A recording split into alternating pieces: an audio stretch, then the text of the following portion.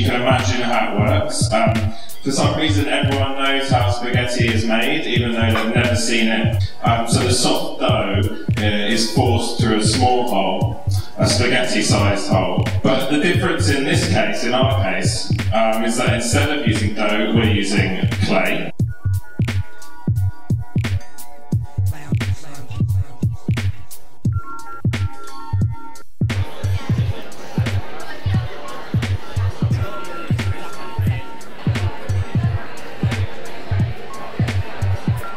At first, I was a little bit nervous trying to make sure that we could do something that was representative of extrusion.